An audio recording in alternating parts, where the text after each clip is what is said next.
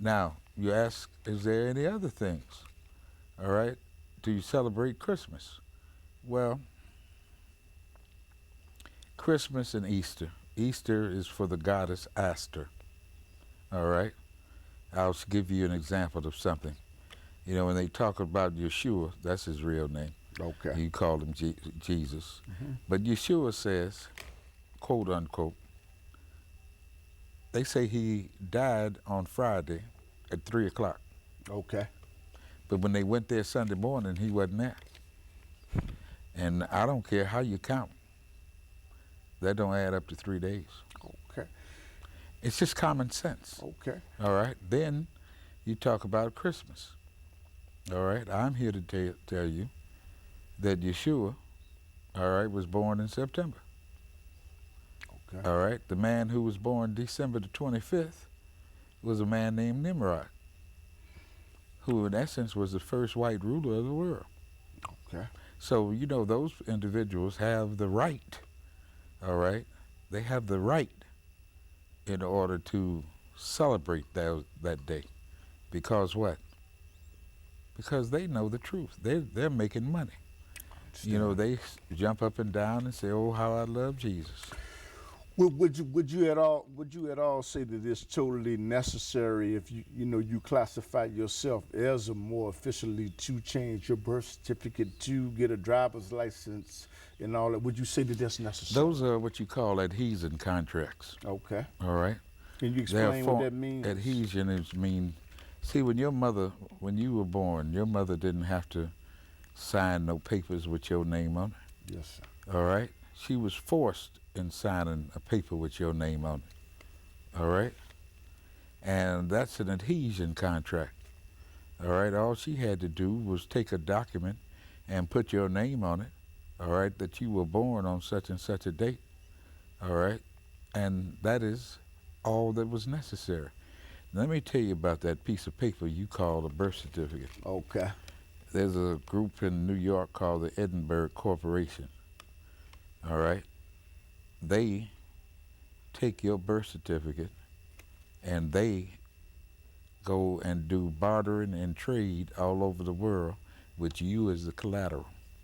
Kind of messed up, ain't you? Yeah, I know. I know. Like on the back of on your social security card. You got two numbers on there. There is a number on the back. You got two numbers. You got the number on the front. You got the number on the back. Your name on the front is in all capitals. Mm-hmm. All right. When you have all capitals, there's a term for that. All right. Mm-hmm. And I'll get to the term, but that means that you are a person who is a contract. You're talking about on the back property of the Queen, right? Well, that's Okay. that's all of that. You learn all of this stuff with the Moorish Science Temple. You know, the Bar Association, for example, all right, is in all capitals. Mm-hmm. And like I told you, they gave you some public fooling. Yes. They told you in school that everything that had all capitals was what? Was an acronym. Acronym. Well, Bar Association is in all capitals. So what does each one of those letters represent? And I'll tell you sitting here, the British Accredited Registry. Their first loyalty is to the Queen. Their second loyalty is to the judge. Their third loyalty, all right, their third loyalty is to the prosecutor, and their fourth loyalty is to you. Long time before they get to you. No, I would like to know if you would like to even address this issue. It was a lady that told me that her sister became a Moor, and she had to pay some money, some capital for registry and all that. And what happened is, I don't know if her sheik or whoever took the money. Well, I mean, and she think she was very critical by saying, why should you give up your name? that isn't your name. And about the money. That isn't your name. Okay. So it's not yours anyway. No, that's not your name. Okay. All right, your name is not Bradley. Mm-hmm. Your name is not Clifton. Yes, sir. All right? Because how could that be your name when you are what your ancestors were? And your ancestors weren't English, Mm.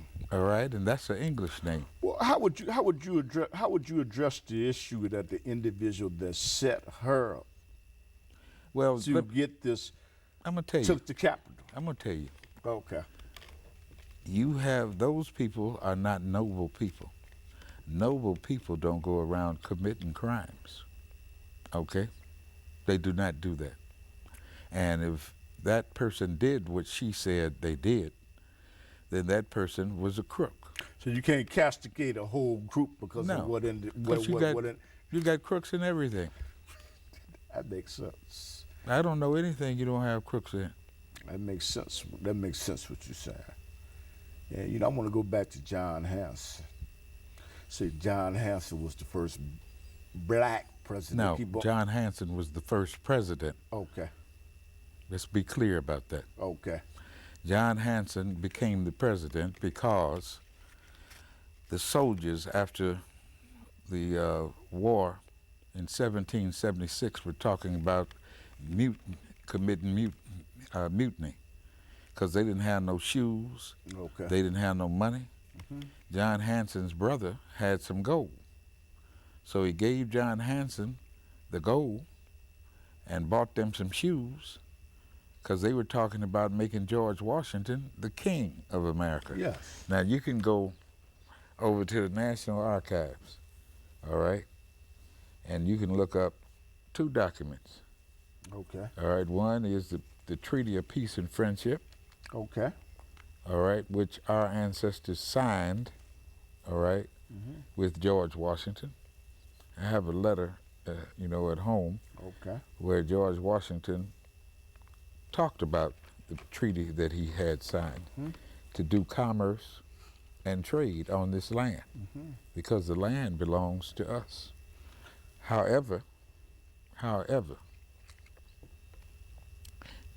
John Hanson, see, he knew that once he did what he did with the soldiers, they made him the president of the United States. Republic. Okay. Now let me be clear on what I say. There's a difference between the United States Republic, all right, and the United States of America Incorporated.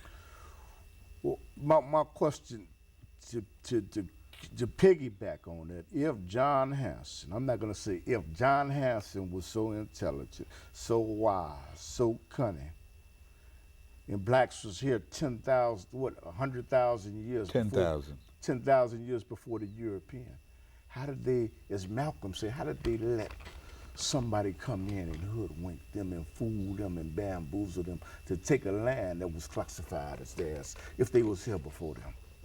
My brother, you got countries over in a Mexim that you call Africa. They were there long before Palefaces went there. And who runs the land? The European. And the reason they run the land is because we're not united.